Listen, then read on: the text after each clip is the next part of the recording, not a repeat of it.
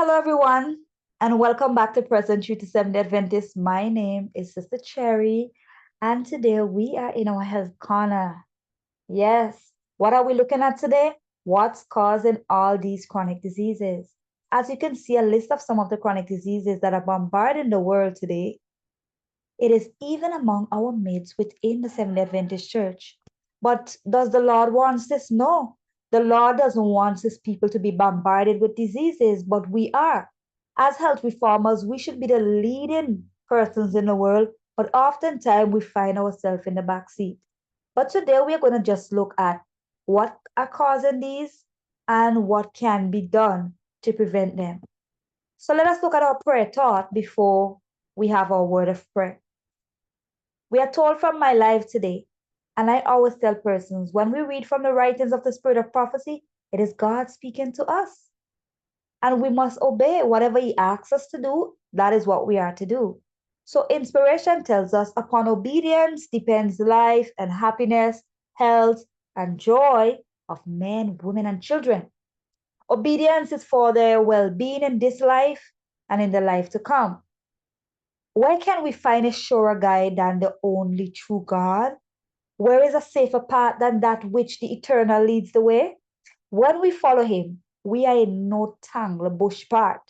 The part of obedience to God is the part of virtue, of health, and happiness. So, what is going to bring us life and happiness, health, and joy? Obedience. Obedience to God. All the requirements that He has asked us to do. But in this instant, we are looking at health. You want to be healthy? Do what the Lord asks you to do. He is the one who created us. And if He is the one guiding us in a certain path, shouldn't we trust Him and obey? Oh, yes. And when we do not, we find ourselves what? Tangled up in the bush. And that is what we don't want. So let us have a brief prayer. Oh, kind and Heavenly Father, we are thankful once again to come before you and do this presentation that is going to benefit us all. Help us, the Lord, that what we know, if we have already know it, that we will also practice and share with others. Be with us, we ask. Be with the internet service, if we pray, and our viewers in Jesus' name. Amen. Health reform. We are looking at chronic disease. Genetic loads the gun. Diet and lifestyle pull the trigger. Sometimes you go to the doctor, and before they do anything, they ask you some questions. Do you have, is anyone in your family have diabetes, mother or father, grandparents? Or they would ask about cancer, or they would ask about hypertension, along all these other lists. Because guess what? Genetics load the gun. We are at risk coming from a family that have chronic diseases. It's already a risk. What pulls the trigger? Diet and lifestyle. How we go forth and how healthy we're going to be depends on how we take care of ourselves. In John, 3rd John 1 and paragraph 2, verse 2, sorry, it says, Beloved, I wish above all things that thou may prosper and be in health, even as thy soul prospereth. Oftentimes people read these texts and they say the Lord wants us to prosper, even as thy soul prospereth. But we miss out the part where it says, I wish above all things that thou mayest prosper and be in health. Oftentimes persons missed out the fact a healthy person, trust me, is somebody who's prospering. What is chronic disease? Chronic disease are defined broadly as condition that last 1 year or more and required ongoing medical attention or limit activities of daily living or both. Chronic disease such as heart disease, cancer, diabetes are the leading cause of death in many countries. So what is chronic disease? It is an autoimmune, autoinflammatory. Oh yeah. And these are some of the list of chronic disease.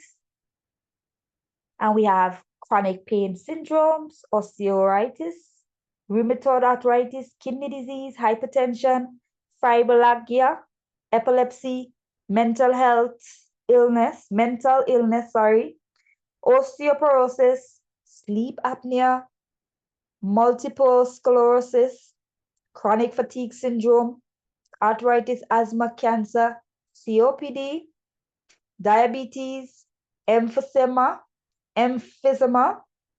coronary heart disease, cardiovascular diseases, Alzheimer's, Parkinson's, lupus, Crohn's disease, Hashimoto's thyroiditis.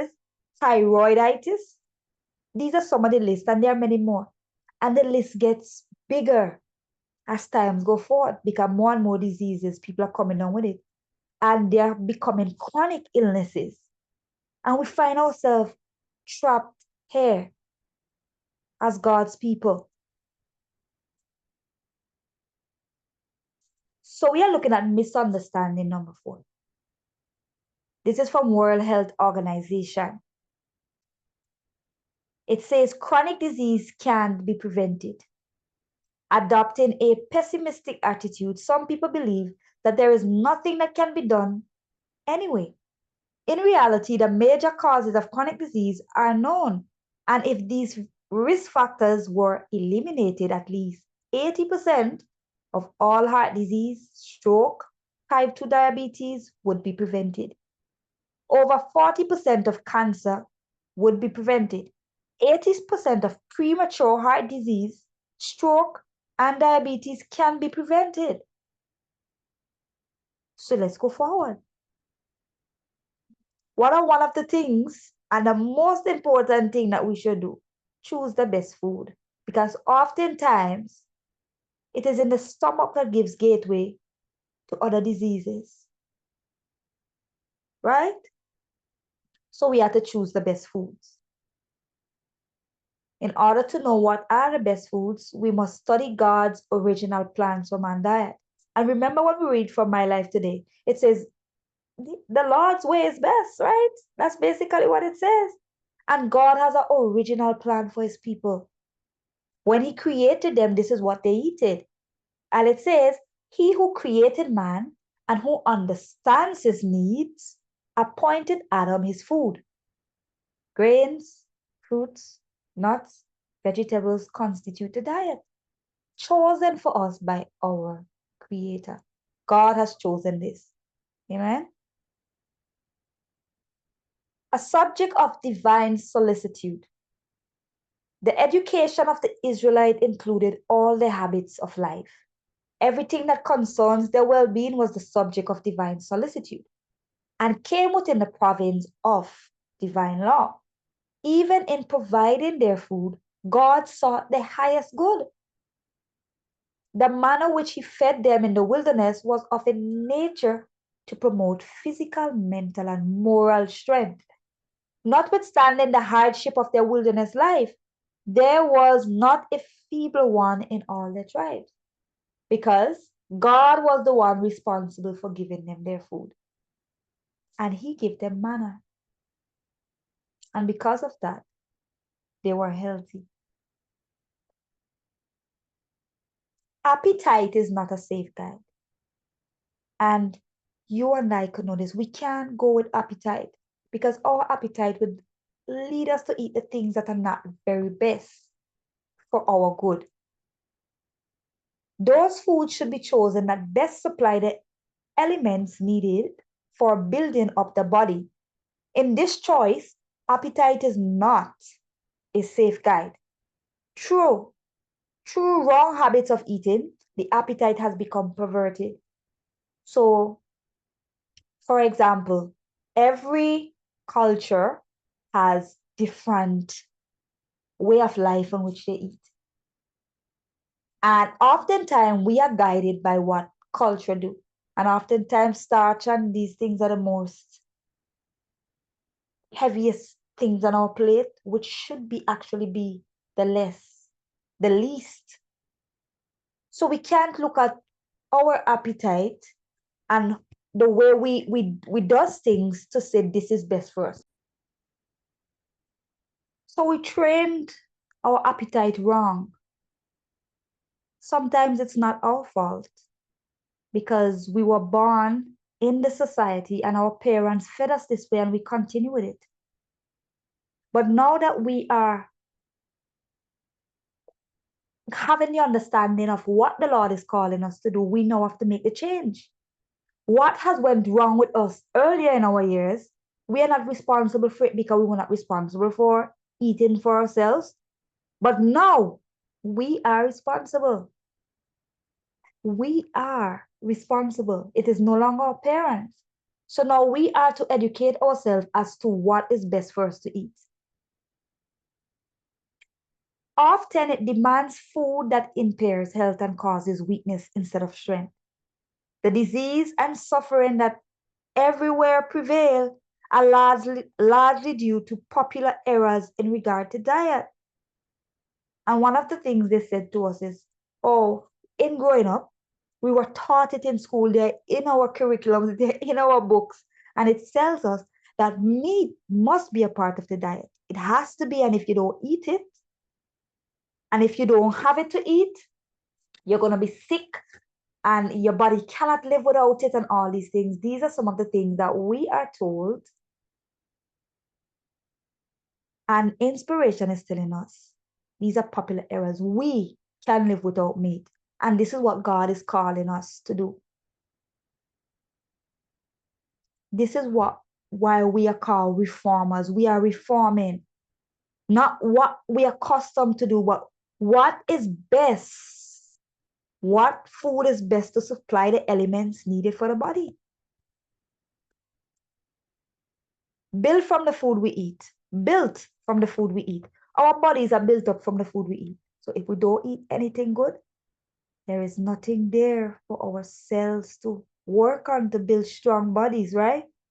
There is a constant breakdown of the tissue of the body. Every moment of every movement, of every organ involves waste. And this waste is repaired from our food. That is why if a person don't eat, they eventually starve and die. Each organ of the body requires its share of nutrition. The brain must be supplied with its portion. The bones, muscles, and nerves demand theirs. It is a wonderful process that transforms the food into blood and uses this blood to build up the varied parts of the body. But this process is going on continually. Supply with life and strength each nerve, muscle, and tissue. And this is from Child's Guidance. So we can say we are going to eat good this week, and next week we eat whatever we want. It's a constant work. Every movement we make, inspiration tells us, say, informs waste. So it have to constantly be repaired. And this comes back to how when time to rest, because while we're resting, our body is working to repair itself. Intemperance causes most of life's ill. And we know that we have to be temperate in all things, but oftentimes, most of the times, we are not. Intemperance, we are told, causes most of life's ills. Intemperance is at the foundation of the largest share of the ills of life. And if you look on the screen, you would see there are healthy foods and there are unhealthy processed foods. Even if you're eating healthy food and you're not temperate, you're intemperate. So you can be intemperate even with eating the things that are good for you. And it's even worse when you're eating intemperate with the things that are bad for you. They're already processed. So it gives way to birthplace. But either way, intemperance gives place to diseases.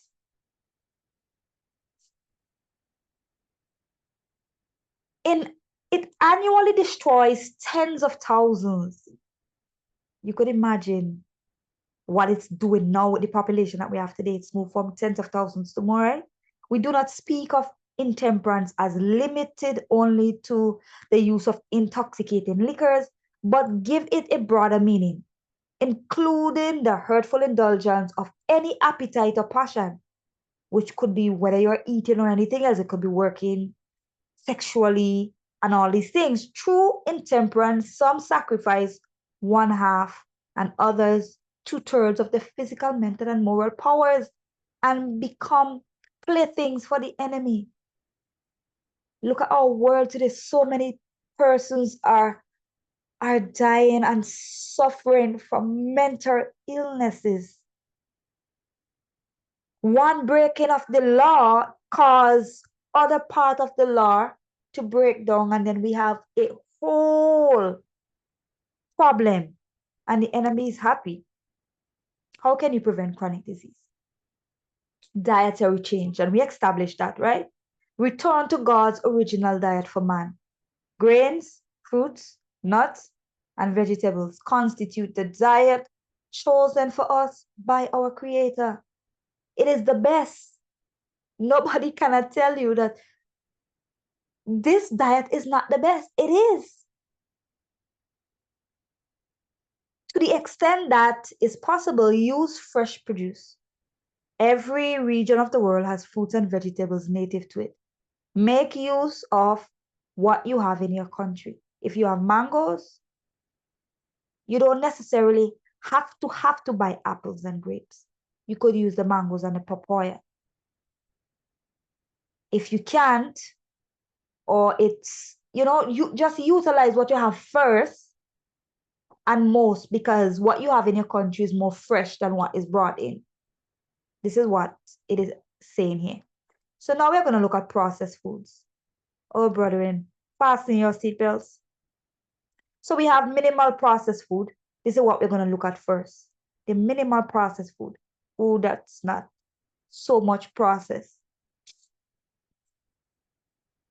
On one hand, there are minimal processed food which go through some kind of mechanical processing. Basically, they are real whole foods that have been physically altered or prepared in some way. So greens are washed and bagged, nuts are blended into butter, beans are cooked and canned, veggies are harvested and frozen at the peak time of freshness. The processing is minor. So if you eat from it, it is less negative on your body. It is better than you have the different types of processed food. But it can make prepping and cooking with these healthy foods so much easier. Really, these are the ideal processed foods to include in healthy diet.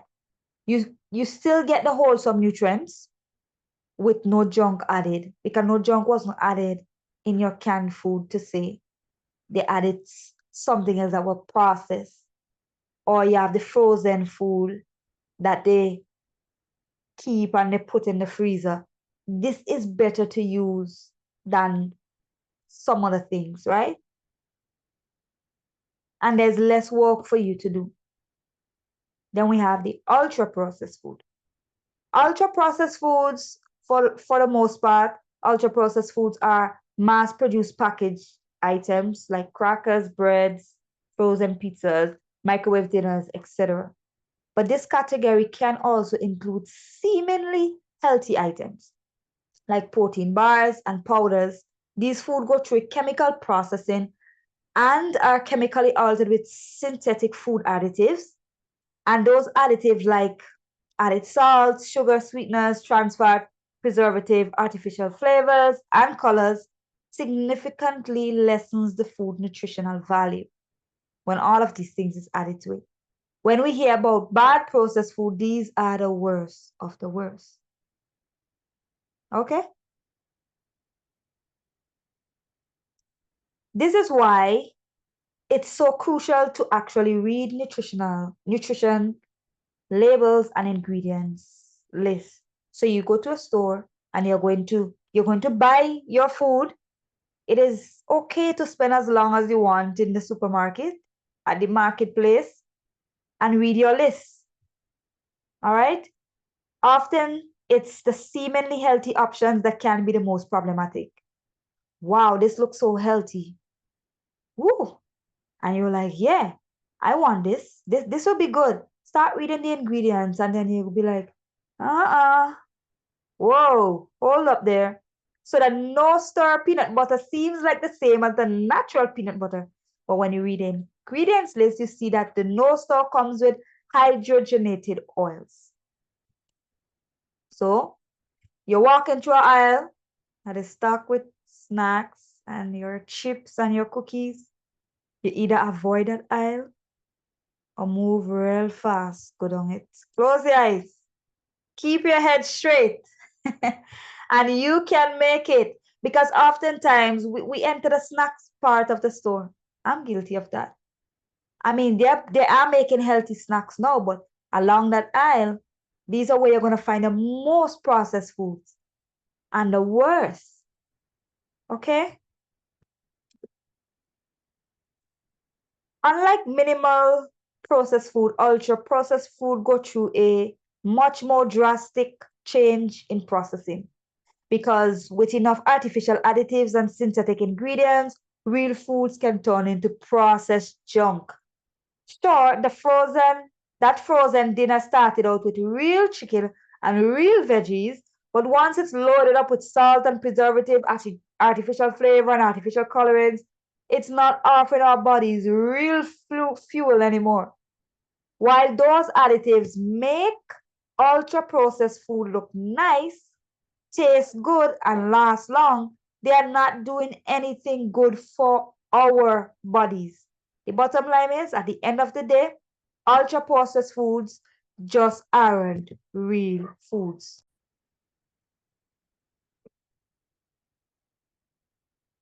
So we have real food and we have processed food. And this is an example of how you can take peach and you canned it. That's one part of the processed food, which is not as bad as to when it is packaged as a peach pie. Then it is filled with so many other things that your body just does not need. It cannot make real fuel with it for you. A major problem with processed food in general is how frequently many people eat them. In the US, as well as Europe, Canada, New Zealand, and Brazil, between 25 to 50% of the average person's diet consists of ultra processed foods. They're cheap, that's one. Convenient, that's two. Flavorable and have a long shelf life. So it makes them the most popular choices, right? But the reality is that ultra processed food just don't provide us with the quality fuel our body needs. The quality of the calories we eat is what matters, both for weight loss, for our overall health. In fact, a 2018 study of 100,000 plus people found that eating ultra processed food can increase our cancer risk. In the study, a 10% increase in amount of processed food in a person's diet was associated with an over 10% increased risk of cancer. So we have to start looking, brethren. The more the foods are processed and altered with additives, the more nutrients, vitamin, mineral, antioxidant, and fiber are stripped from them. In some cases, synthetic vitamins and minerals are added back into processed food to compensate for the loss, which is also known as enriched foods. But these synthetic nutrients aren't a quality replacement for the real deal, the real wholesome foods. The more processed the food in your diet, fewer essential nutrients fuel in your body. All right? So we have now the refined goods.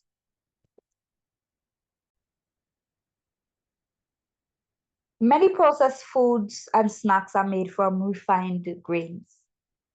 Although they have a longer shelf life, they lack the healthy nutrients and fiber that whole grains offer.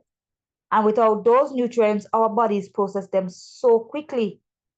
Refined grains cause blood sugar levels to rise, insulin to spike, and then cravings come soon after. So we feel less satisfied after eating ultra processed foods and are more likely to keep eating. That's why you can eat so many snacks in a day. Plus, those blood sugar spike can also have a long term consequence like metabolic issues, insulin resistance, and type 2 diabetes. And remember, we are looking at what? Chronic disease and the things that cause these chronic diseases. Don't be deceived by whole grain claims on ultra processed food packages. Many whole grain breads are actually just refined white breads in disguise. A loaf might look nice with a sprinkling of oats and seeds on top, but the first ingredient is still enriched wheat, also known as refined flour. Or sometimes even molasses is used to make refined grain breads look more brown. Moral of the story, read the labels to make sure that a whole grain is listed as the first ingredient. So when you're looking at the ingredients, the first set of ingredients are the most important in checking out your items. So with the refined goods, you look at it. And according to what it says, you will know whether this is best to eat or if it is not. Okay? High in salt and sugar. When nutrients are lacking, there's often salt and or sugar added. And that's because they can add flavor, improve the color of processed food, or make them last longer. First, it's important to be aware that most sodium we consume is not from salting our own food. An average 75% of it comes from processed and packaged foods. But it's also important to know that many processed foods are sneaky sources of sugar, like bread and pasta sauce. In particular, high fructose corn syrup is hiding in so many foods, which makes for non so fuel filled calories. And just like with sodium intake, the average American consumes far too many added sugar. By limiting or avoiding ultra processed food, we can significantly reduce our sodium and sugar intake. And this goes for you and I. It doesn't matter wherever we are in the world. So just look at a rough table here. American consumes 10 times more sugar than other foods additives besides salt.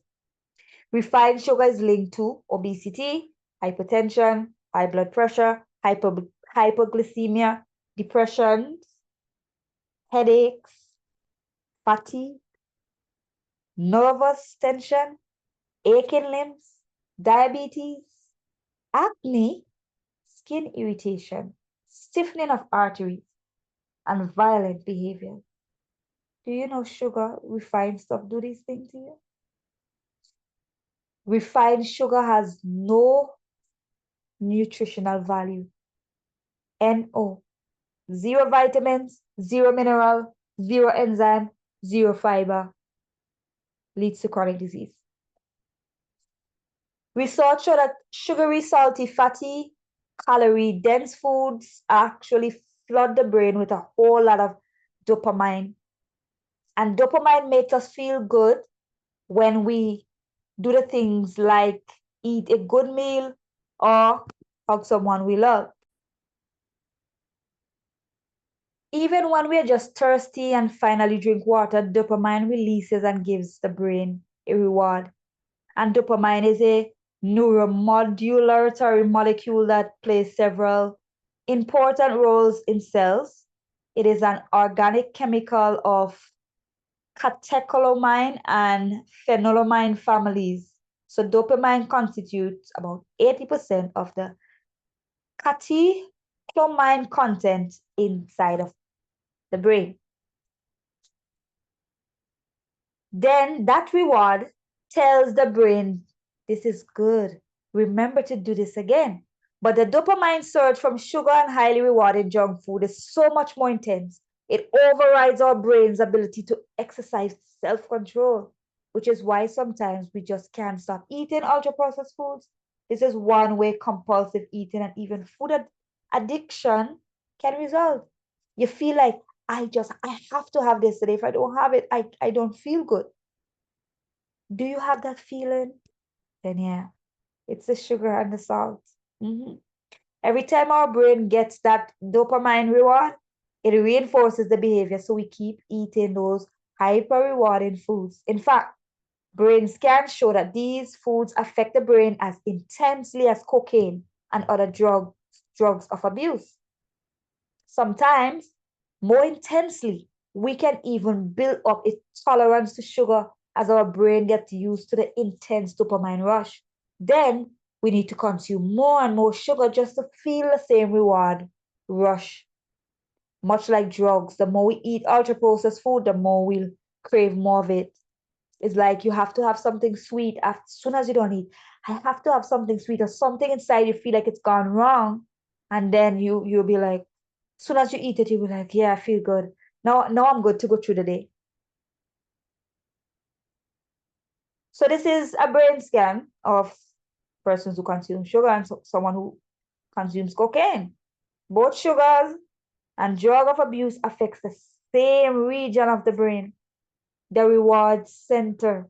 Yes, but brain scan shows that sweet, sugary foods can produce an even more intense dopamine surge than drugs like cocaine. If you have not stopped using sugar, it is best to do so. Try your best to limit because you're already getting it from the processed foods. You're already getting it from bread and all these other starchy stuff. So try and reduce it. It helps. We start somewhere and then we cut out a little by little until we can. Okay? Choose the best foods. In order to know what are the best foods, we were reminded what? Study God's original plan for man's diet. If you're going to eat anything that has sugar, the best thing to do is to get it from the natural sugar, which is the fruits and the other foods that we eat. And remember to be temperate even when you're doing the things that are good. As we come to a close, inspiration tells us after the flood, the people ate largely of animal food. God saw that the ways of man were corrupt and that he was dis, he was disposed to exalt himself proudly against his creator and to follow the inclination of his own heart. And he permits that long-lived race to eat animal food to shorten their sinful life.